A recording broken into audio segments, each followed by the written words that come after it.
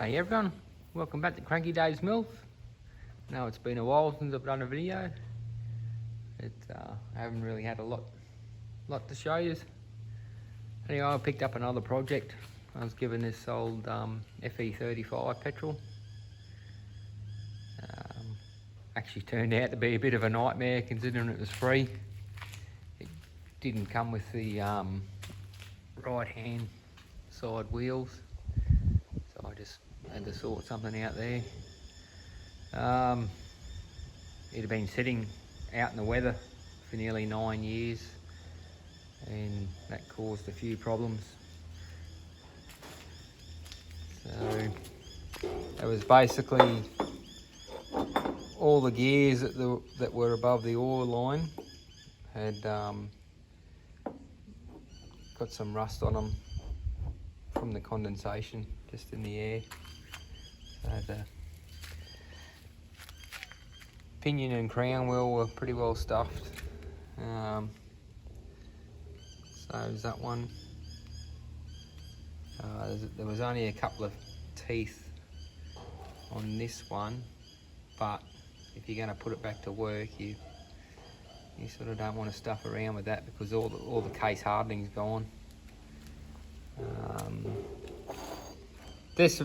There was no rust on this one, but I just replaced it because you could obviously see she's pretty flogged out.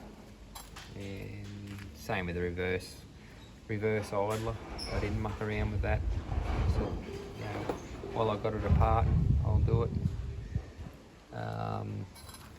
Starter motor only gave me a few cranks before it died. I just wanted to wind it over to see if I had oil pressure. But,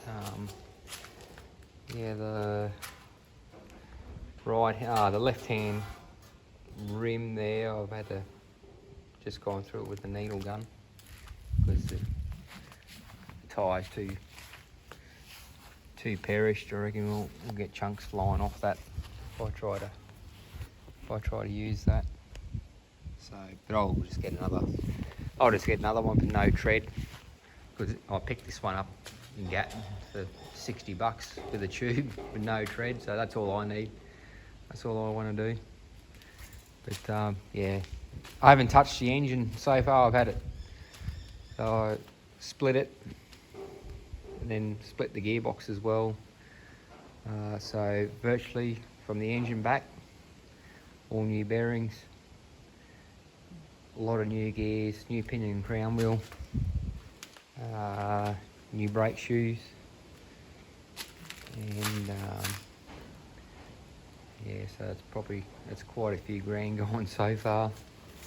And as you can see, all the bearings on here, all the bits and pieces. The fuel tank, I don't know what the hell it's off. I'd say it's off an industrial because it's got yellow under there. It's not the right one because when you let it, you see it's sitting up in that block of wood at the moment. It's sitting down on the cross member there. So as soon as I let the front down, it's actually going to put fuel towards the front. So I've got to get a proper petrol fuel tank for it. The radiator, I'd say, was off a diesel. You see this outlet here, how it's curved down. There's the one that came out of it. It's got a straight outlet. So someone got a bit creative there. But anyway, it's been another learning experience. This one's a 1956 model. So someone painted it red and grey, but I'll be taking it back to eventually when I do the engine, I'll take it back to proper golden grey. And see how it all goes from there. I put a new distributor, new plugs, leads, new starter solenoid, another battery there. But it does run. It actually runs quite nice. You can smell the smoke, but you can't see it. But I'll redo the engine because they're a wet sleeve, and the exhaust valves are a long way out of adjustment. So I'd say it's got some valve seat recession from not using an additive in the fuel. But anyway, this is a cold start. I haven't. It's been sitting for a couple of weeks now, so we'll just see how we go.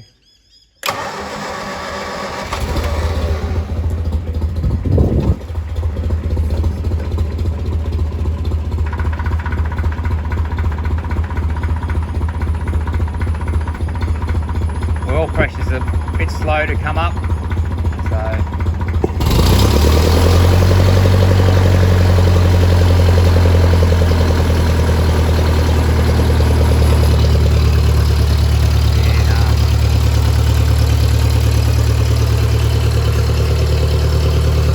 runs quite nice. We'll go straight back to idle now.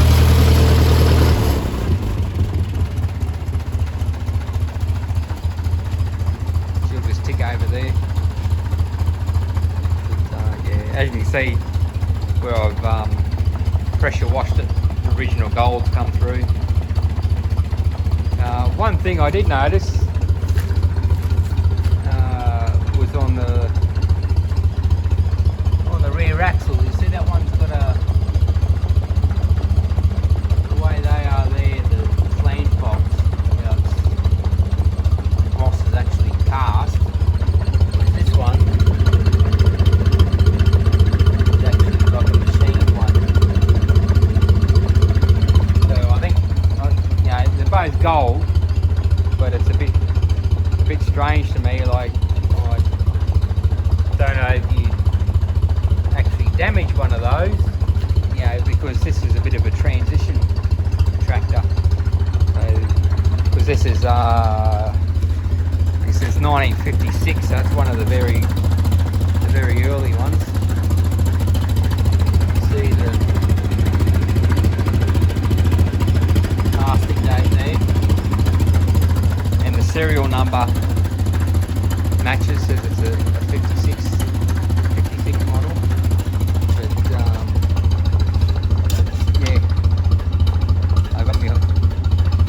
Hydraulics sorted. That took a bit of doing.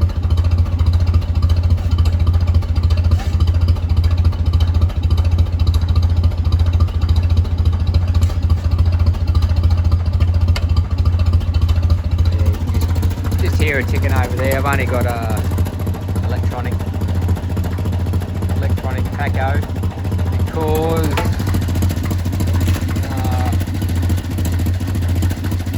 tacho drive originally came off the generator. This one's got an alternator. There's a bit of a story behind this one because they just thought, because it was still set up as negative earth, positive earth, so they just thought they could take the positive out of the alternator and put it to ground. But the thing is, unless you've got a alternator with a separate earth, the actual alternator itself is the ground, so I'd say that alternator's cooked because I'll get nothing out of that. Also had to try and weld the exhaust manifold. It's cracked here and it's cracked right around and down.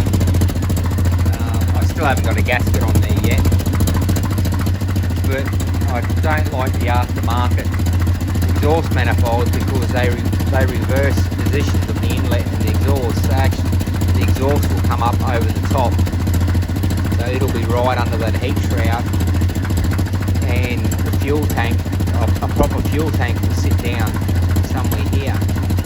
So even though that's around there is all fine, it's just underneath or it's still cracked. So I think I'll run with that old exhaust manifold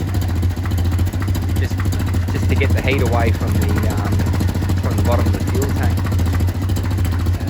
Also had to get another hand bottom, another bottom there for the oil air filter. It had been sitting that long, it had dried out, and there was a pinhole in the bottom of it. But yeah. But anyway, that's her. I didn't do the clutch. I did the throw out bearing, but the clutch and everything, I just left that because it still had plenty of meat on it, and I thought I've got to split it again when I do the engine. I will do a full restoration, but what I want to do at this stage is just get it back to work. It can just run the flail mower. I'll have to get another tyre for here because it's just got a standard four-wheel drive tyre on it, and the rims back and front you can't turn it around because otherwise the tyre is going to run on here. So just have to get myself another skinny tyre. Bonnet, that's a nightmare because yeah, all the hinges are gone, and that's FE33s are different, or FE35 sorry, are different because the bonnet actually sits flush inside the lid actually sits flush inside the bonnet. So, and as you can see, all this is just cactus. That's all well and truly gone. That's gone. And that's just not worth the effort. So, but this was actually, I drilled all the spot welds out. So hopefully I can do something with that, because that was all bashed in.